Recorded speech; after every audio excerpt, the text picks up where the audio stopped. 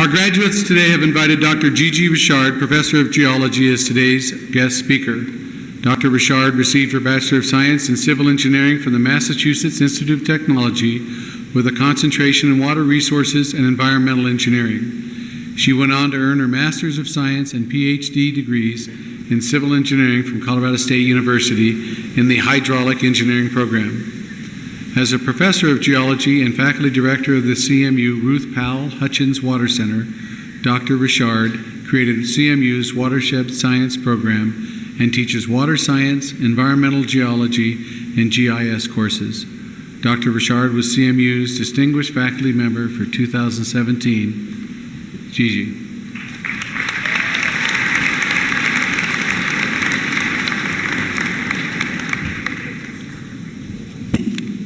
Good morning, graduates. And thank you, President Foster, and thank you to Associated Student Governments for honoring me with the privilege of speaking with you all today. And I also want to extend a big thank you to all my amazing and wonderful colleagues who, without your support, it wouldn't be possible for me to be here talking to you today as the distinguished faculty this year. So I'm an engineer, and giving inspiring speeches is definitely not my forte. I tend to be pretty straight to the point and tend to talk really fast in the process. So hopefully I can share with you a few things I've learned today from my career studying water and rivers around the world, and about how water and rivers can bring us together. And I'm going to use a river analogy.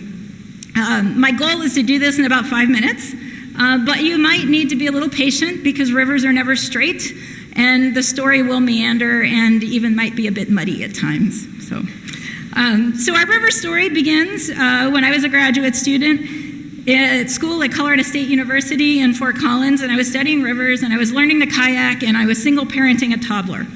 My classmates and I would often entertain ourselves during Friday happy hour by coming up with analogies between rivers and running rivers and our life experiences. I don't think there was any life experience that we could not find a river analogy for.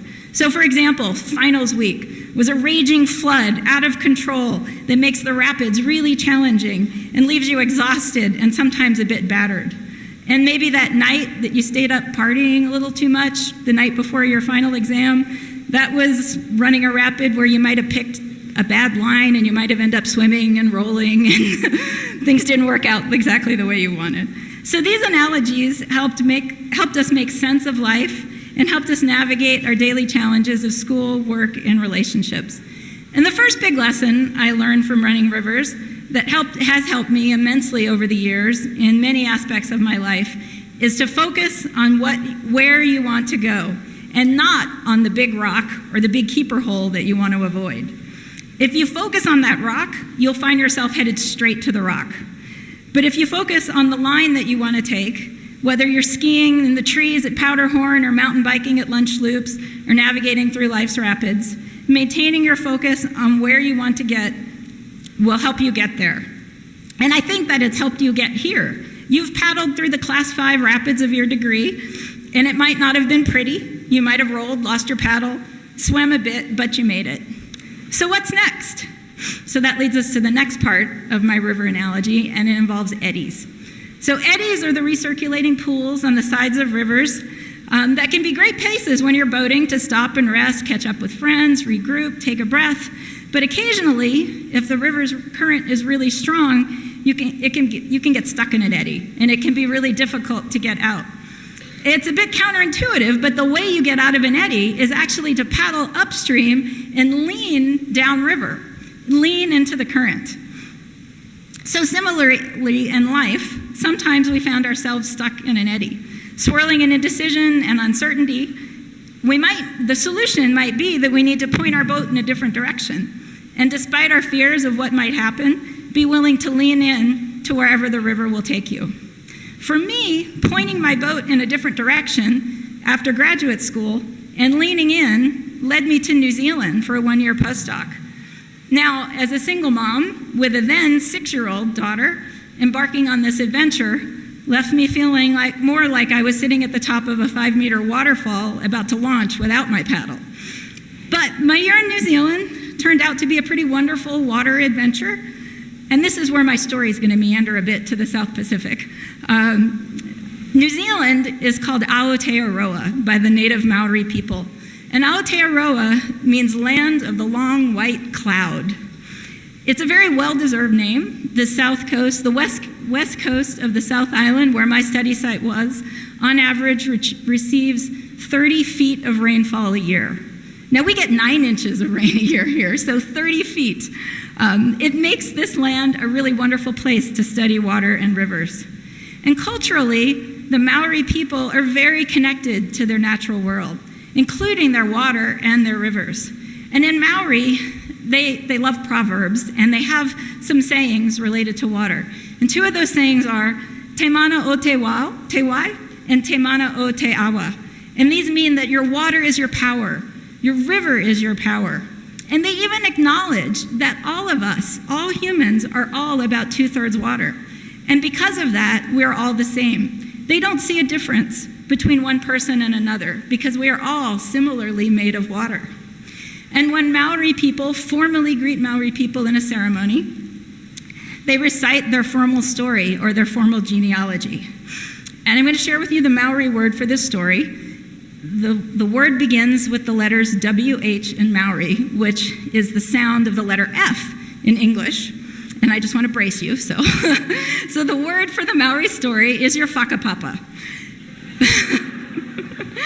And your whakapapa is the story, the history of your ancestors and the history of which waka or canoe that you arrived on. But it also includes the story of your mountain and the story of your river and the story of your water. So for example, my whakapapa includes the Mississippi River, which flows through the city of New Orleans where I grew up, and the Charles River in Boston where I went to did my undergrad, and the Cache la Poudre in Fort Collins where I learned to kayak. And now the rivers of western Colorado, the Yampa, the Gunnison, the Dolores, and of course, most importantly, the Colorado, where I study and work today. So now we all have something in common in our whakapapa. All of you graduates and we have a shared river in Grand Junction, the Colorado River. So how many of you have had the opportunity to inner tube, stand-up paddleboard, kayak, woo, yeah, on the Colorado River in town? So whether it's the Colorado or another river, many of us have that personal connection to a river and to water. And it's part of our life story, our whakapapa. And we all are essentially water. Which leads me to my final lesson, and my final river analogy. And that is, when you're running a river, it is not easy, and actually it's often even dangerous to go it alone. Neither river running nor life is a solo sport. Someone has to run the shuttle. Our friends and family help us when we lose our paddles. They help us find our gear. They help us get back in our boat after a nasty swim. They're also there to give us a high five and celebrate with us at the end of an awesome run. And graduation is one such moment. So let's take a moment right now, all of you, to say thank you to your friends and family who've run shuttle for you, caught your boat when you were swimming a rapid, and who are celebrating with you right now. Give your pal next to you a hug or a pat on the back, wave to your parents, blow a kiss, say thanks to your professors.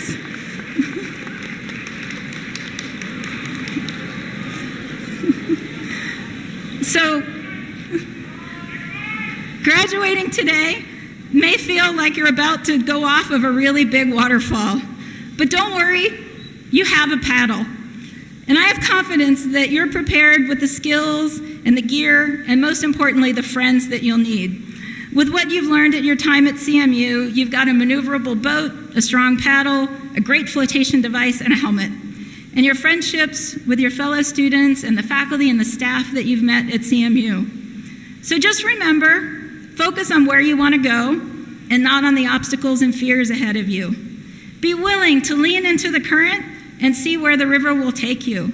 And most importantly, remember that CMU and the Colorado River are now part of your whakapapa. And stay connected with your new CMU family. Thank you, congratulations, and good luck.